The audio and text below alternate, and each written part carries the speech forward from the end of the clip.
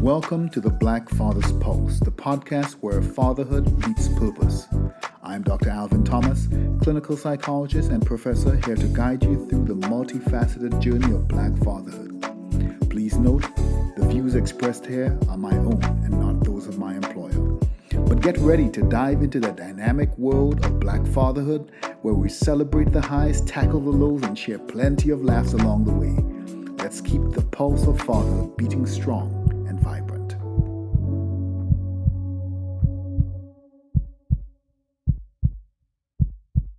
Welcome back to the Black Father's Pulse, where we focus on Black fathers and Black families, even as we tell the stories of Black fathers. And today we have a real banger. Today's episode is titled From the Field to Fatherhood, Building Champions in Our Communities. And no better person to speak about moving from the field to building champions than today's guest, Brandon Williams. And I'll tell you a little bit about Brandon Williams. He is a former NFL player who's channeling his athletic discipline into transforming young lives in St. Louis. Brandon brings over 15 years of expertise in sports, media, and business to his role with the Boys and Girls Club of Greater St. Louis, an organization that left an undeniable mark on his own life while he was growing up. And as a former vice president of the St. Louis Battlehawks, he led the team's market relaunch, engaging over 350,000 fans and generating more than $18 million in economic impact for that city. A 2023 40 Under 40 honoree by the St. Louis Business Journal and Jack Buck Award recipient, Brandon is also the author of Millionaire Mindset, 7 Principles Athletes Need for Financial Freedom. And I'm going to say that again, because I suspect maybe just not athletes need this. Maybe I need to be reading this to figure out how to tap into my millionaire mindset. Millionaire Mindset, 7 Principles Athletes Need for Financial Freedom. Maybe 7 Principles academics need for financial. You know what, Brandon? We should write a book. We're just going to say 7 principles everybody needs. And he is pulling, of course, from his MBA in entrepreneurial studies. But most importantly, among all of those roles that he plays, his most important role is that of father and community leader, committed to creating environments where the next generation can thrive. Brandon, welcome to the Black Father's Pulse podcast.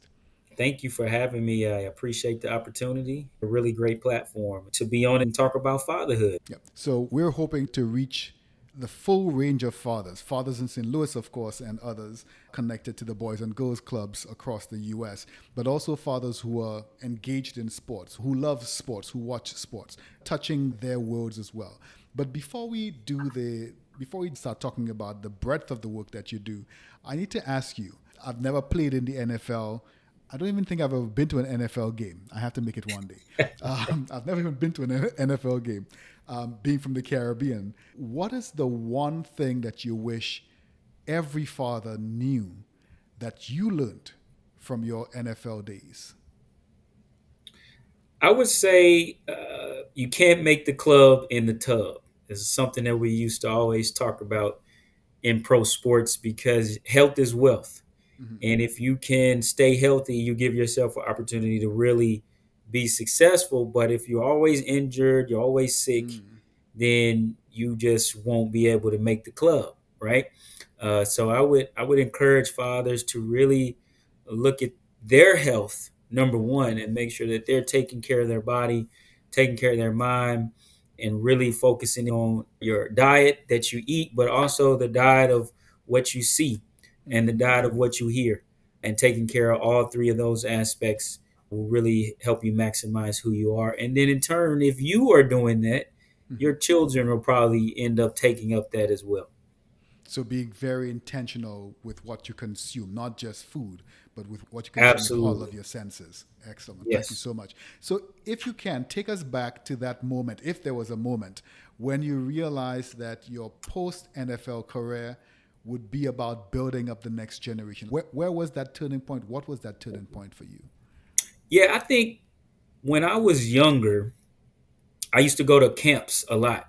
And I had uncles who were football coaches. And so they would take me to all the camps and I would watch them coach. Then as I started to get a little bit older, probably around 11, 12, I would go to the camp myself. But then in the later sessions with the younger kids, I would become a camp counselor. Mm. I would train and coach the kids and take them through the drills that I went through earlier in the day. We usually had the older kids go later in the day and let the younger kids go earlier when it was cooler. And so that was when I really knew that I had a passion for teaching or coaching or really just speaking life into younger people and being a mentor. And then I'm also the oldest of four children. So I've Mhm. always been someone who has been looked at in this light of I have to be the beacon, I have to be the person who does things in a certain way because my younger siblings are looking. So, two things. One, I often hear people talking about how men are not nurturers. Men are not nurturing. Men don't have that natural nurturing capability that you almost have to teach it to them. I don't believe that. And it sounds like you have also stepped into that nurturing role in a number of different spaces.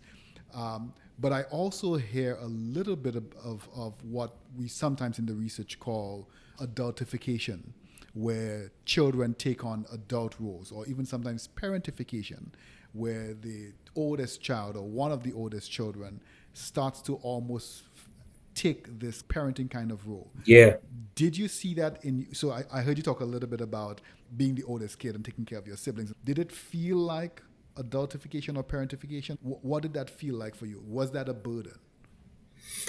I wouldn't say it was a burden at all. I think there was a good balance. There were definitely moments in time where I was like, I don't want to do this because I want to go do what I want to do and I don't want to sit at home with my siblings and watch them. But those moments were far and few in between. Mm. But it was definitely a unique experience for me. Never thought about it as a negative. It was always just something that you did, right? My younger brother is 7 years younger than me. I always joke with him and talk about how I changed his diapers, right? He So doesn't want it's to hear something that. that it's something that now we're older, it's something we joke about. But Right. um, it's always been a unique experience that I did not look at as a negative at all. Mm. Thank you so much for that. And I think a lot of these experiences, while the research might talk about it in a particular way, very often the experiences are the effect of the experiences, the impact of the experiences have a lot to do with how you perceive them, how you experience them, rather than just the experience by itself. And it sounds like for you, there was a very positive meaning to it, and that seemed to help.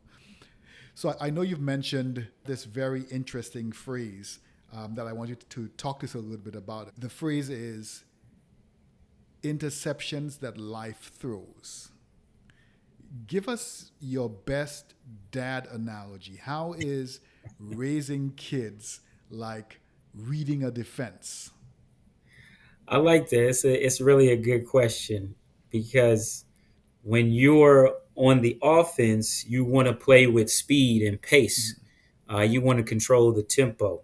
So you really have to understand what the defense is trying to do to you, and then be able to kind of put the defense in a position where they can't do what they really, really want to do.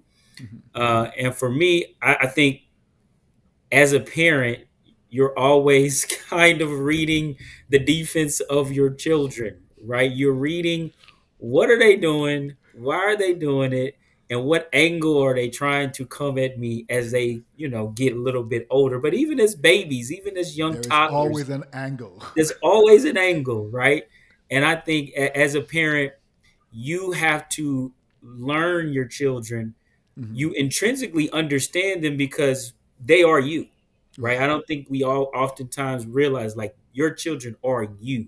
They are 50% of you. So a lot of your traits, a lot of your things that you don't say, don't think out loud, that's innate in your DNA, they have that too. Mm-hmm. And it's just putting them in moments and situations where it comes out, right? So I would say, as a father, as a parent, studying your children like you would Mm-hmm. study a defense, that is probably the best thing you could do so that you can figure out the angles and get ahead of the game. So let's talk about a specific example of when you had to when you had to uh, do an interception with one of your kids, when you noticed that they had a particular thing that they were going for and you had to step in and intercept that?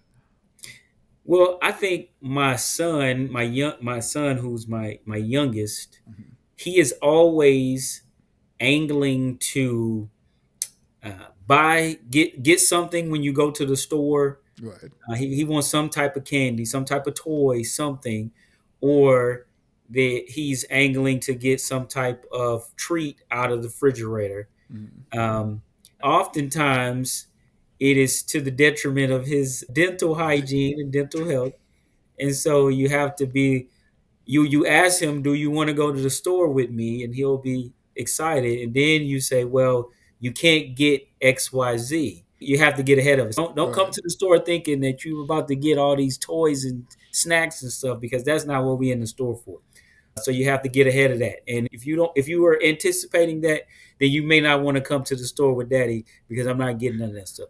So I save both of us hardship and anger Yes. and time, because when you get them in the store, even though you told them they're not getting nothing, He's going to they're ask. still going to ask you 900 times, can they Yep. get something?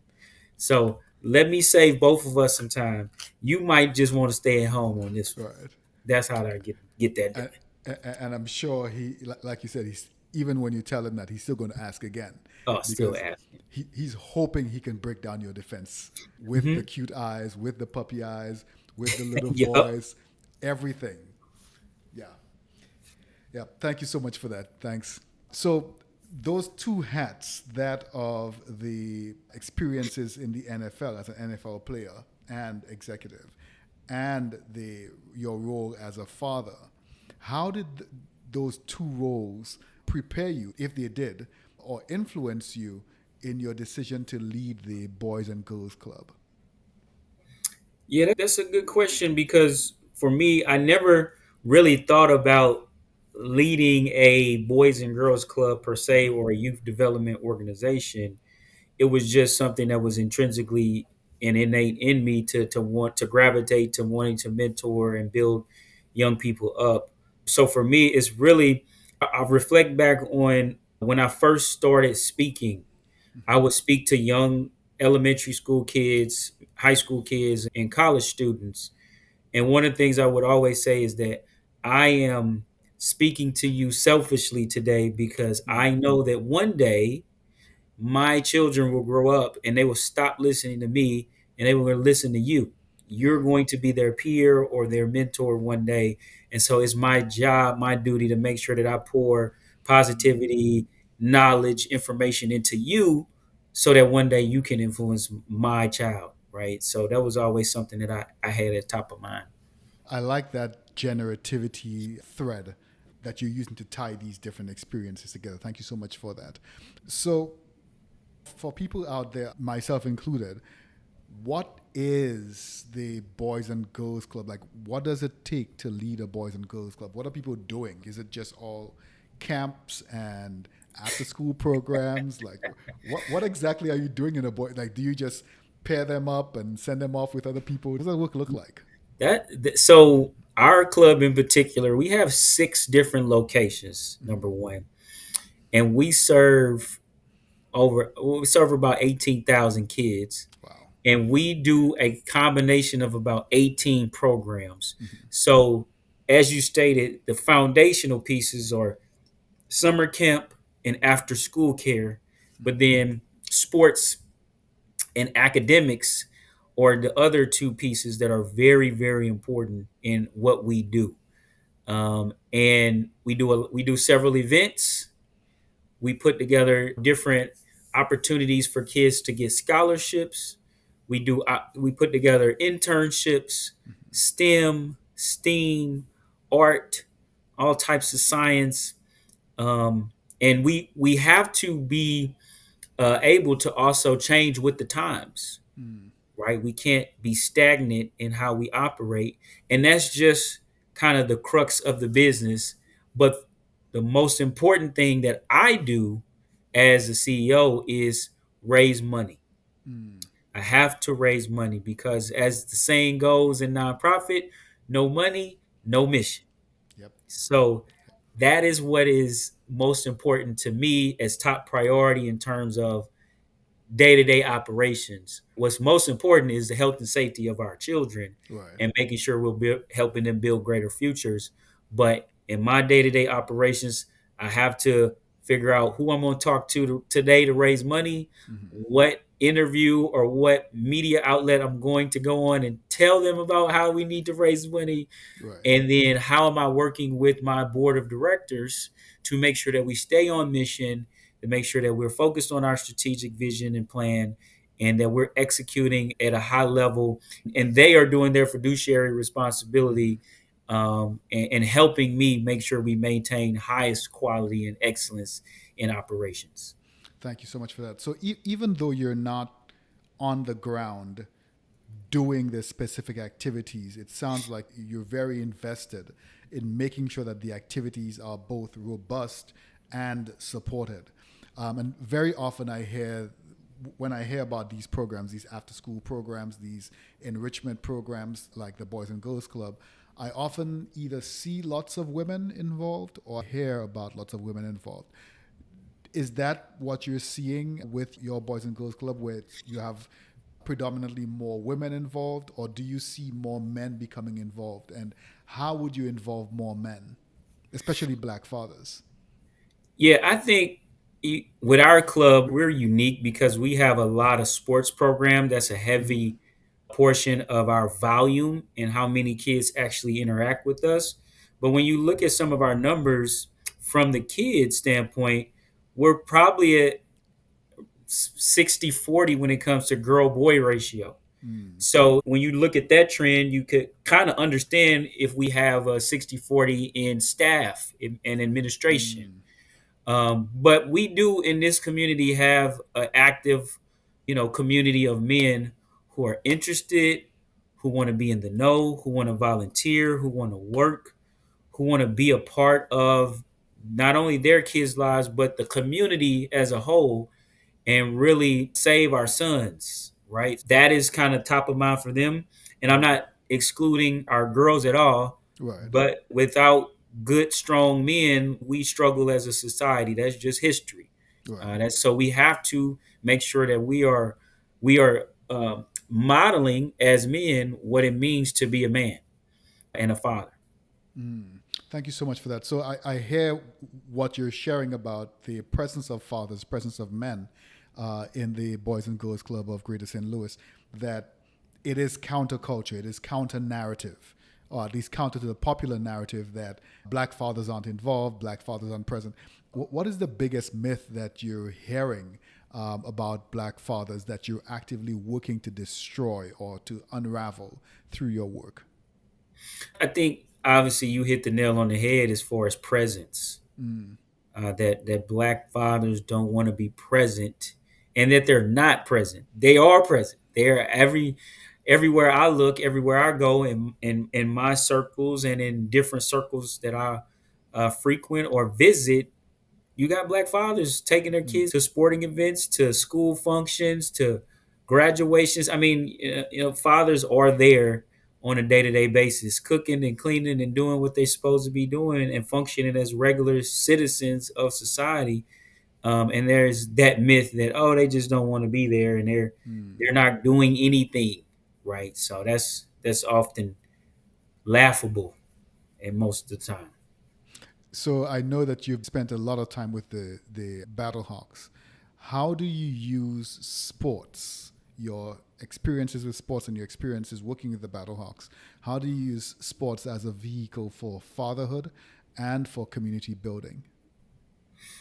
Well, when I was the VP with the Battlehawks, we were very intentional about involving community organizations in the game day aspect and in our Mm. giving back aspect in terms of our players and coaches and staff members volunteering time and really leaning into the community. I remember our championship game the last year and the year before, it was on Father's Day. And so we did a really big push to invite fathers with their children to come to the game, right? So again, having experiences and moments with your kids that are lasting, that they will remember, that you will remember, that are priceless moments, Right. or some things that we try to incorporate in our business strategy and in our operations, and just really leaning and honestly, I made a lot of connections with community organizations because we were so open and willing and wanting them to be a part of our game day, with having kids on the sideline and having kids a part of the national anthem. We had a high five tunnel where kids got to high five the players as they came out of the tunnel and hold their helmets. So it was really about the experience, and not being able to get that experience anywhere else. And so Right. that was very important. Thank you so much for that. So you're a father figure, and I hear your passion for the work. I hear your commitment. I almost can hear the long hours, the extended days, the late nights that it takes to sometimes being away from home and away from your kids to make sure that the finances are present, to keep this mission going, to make sure that the programming is robust, to make sure that kids are safe, to make sure that black dads and dads in general feel welcomed and have a space to kind of be part of this experience for the betterment of their children and their children's children. But as you're functioning in this father figure role to hundreds of kids at the club, how do you balance being supportive but not overstepping the biological fathers or overstepping your own biological father role?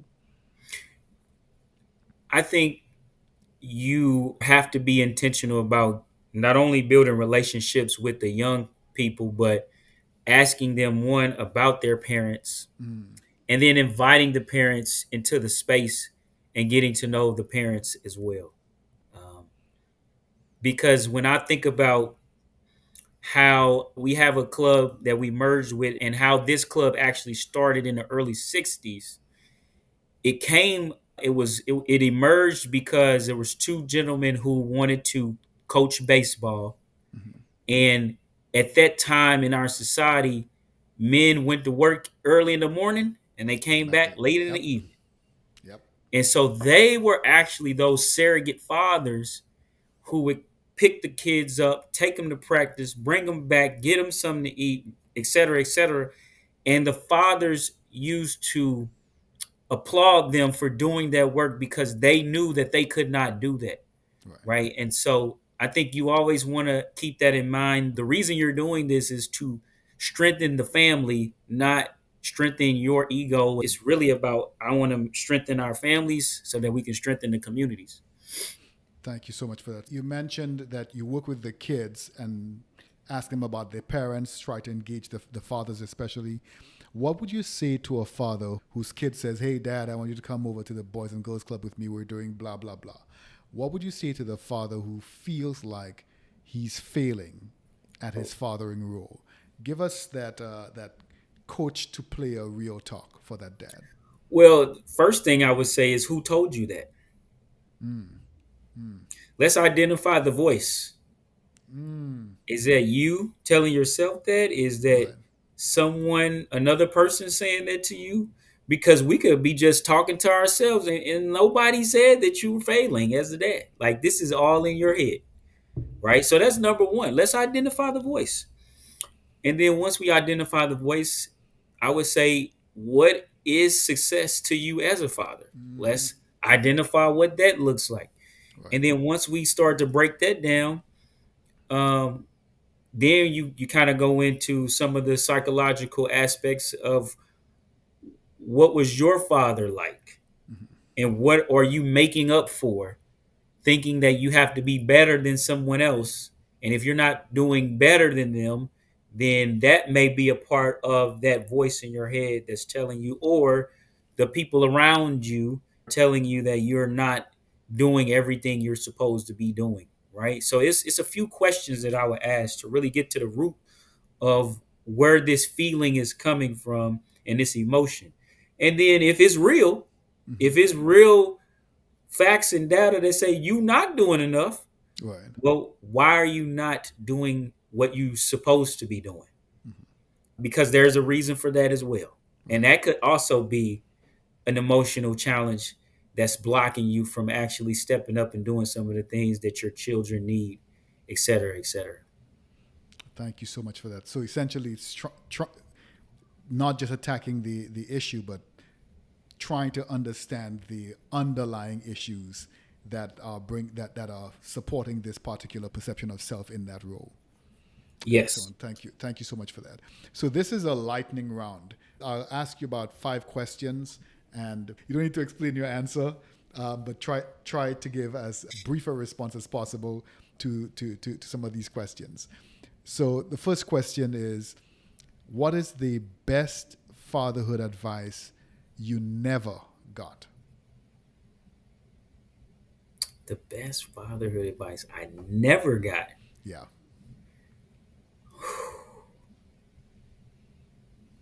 Man, best fatherhood advice I never got. So do I not know it still, or do I did I actually eventually get to know it, but I just never got it when my kids was like young or something? Yeah, yeah, it could be that. Um, not to put too many expectations on your children. Okay, okay. One thing you do differently than your father did.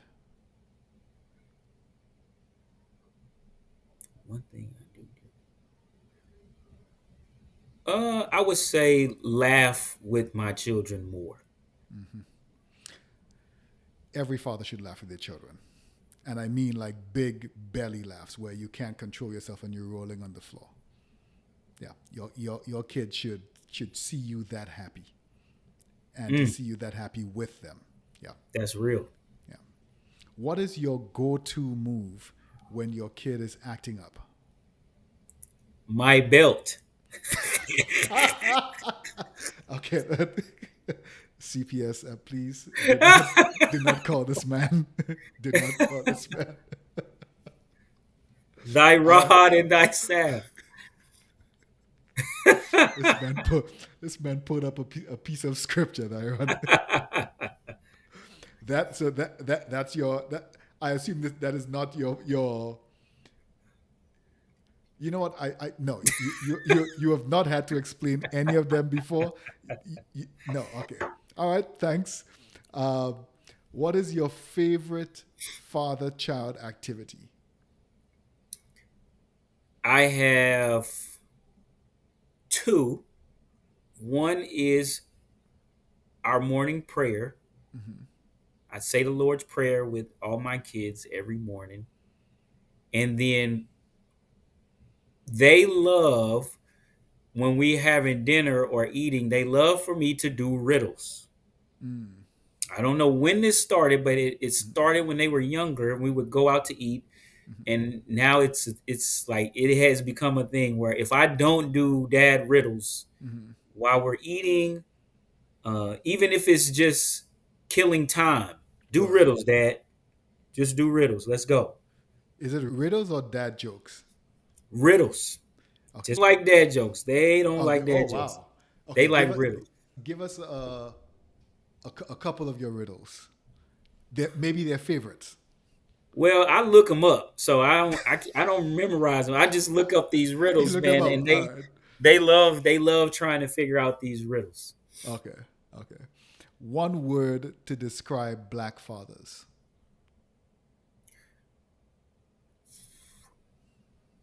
Resilient. Resilient. And our final question: um, as you look across I know you talked a little bit at the beginning that you're doing some of this mentorship because these are going to be the people who will eventually mentor or influence your children. But as you look across the time horizon and you think of the kids today, who they will eventually become, and the kids who are coming after them, what what gives you joy? What makes you Mm. continue to wake up every morning and want to go do this work? So I don't always get to be around the kids a lot because Mm-hmm. that's not what my job description entails. But when I do, Mm-hmm. they blow my mind. They are amazing. They're talented, creative, smart, funny, fun, and they love to explore and do what they do. And Mm-hmm. so every time I get to connect with some of our young people and just see how happy they are, it's like, man, this is cool right here. This is why we do this. And I'm always talking about, like, so I have a lot of friends in different cities, and I'm always Mm-hmm. talking about our kids here and how amazing this kid is, and you got to see this kid, and this Mm-hmm. dude, this person is talented, and this young lady, she knows her stuff. Da da da da. So it's really that. It's just being able to see the outcomes of the work that you do, and you see it manifest in real life people. Thanks for that. So, and I know I said that was the last question. I lied. I lied. One more question. So, in all the work that you've done so far, what would you say was your proudest moment, or the moment when you felt most successful? Either proudest or the one where you felt most successful. Mm. In all of the work I've done, in every aspect, That's a good question. That's a good question. or just in this role. Let's let you choose. If you want to do each aspect, that's fine. If you want to do just this role, that's also fine. Well, I think in my last role, one of the things that I was most proud of was the fact that we broke a record for Mm-hmm. having the most fans attend a spring professional football game here in St. Louis in the dome, a place where I played at before, a place where I was a commentator at before, and just to have some of that history tied to myself and my team and my staff and our city it was really cool to me. That was really a proud moment. And then I think in this role, a proud moment for me is my whole platform, and one of the foundational pieces of how I wanted us to relaunch into the market was all focused on brand awareness, uh, because people know who we are, but they didn't know what we do. Mm-hmm. And so it was a lot of, I wouldn't say a lot of pushback, but it was a lot of people that was like, man, that's marketing. Like Right. that's okay, but what is the plan? And getting people to understand how important that component is. But recently we have been allowed by Facebook to monetize content now. Mm. So to be able to go to my board and say, not only is the plan working because we're getting hundreds of thousands, millions of dollars in earned media, but Mm-hmm. now anything we put out, we can actually generate revenue off of, is something that I'm very proud, and my team has really leaned into the work and done a great job. And this was new for the organization. Yeah, definitely. Yes, absolutely.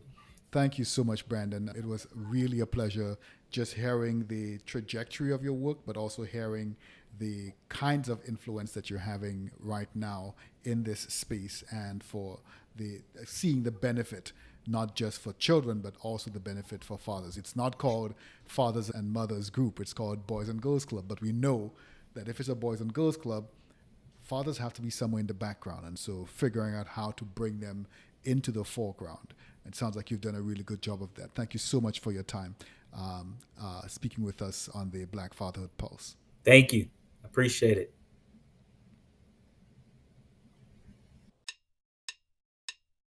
You've been listening to the Black Father's Pulse. I'm your host, Dr. Alvin Thomas. I'm a clinical psychologist, researcher, and director of the TriLab at the University of Wisconsin-Madison. Views shared on this podcast are mine or that of my guest and are not associated with the university. Original music for our series was composed and performed by Micaiah De Silva. Artwork by Isabella Acra. The podcast is produced by me and is supported by the kind contributions of you, the public, and advertisers. Follow me on Twitter at Dr_AT758, that's Dr_AT758, or the Black Fathers Pulse podcast on Instagram and YouTube. Subscribe to the Black Fathers Pulse podcast wherever you do your podcast listening, and don't forget to share and leave us a positive review.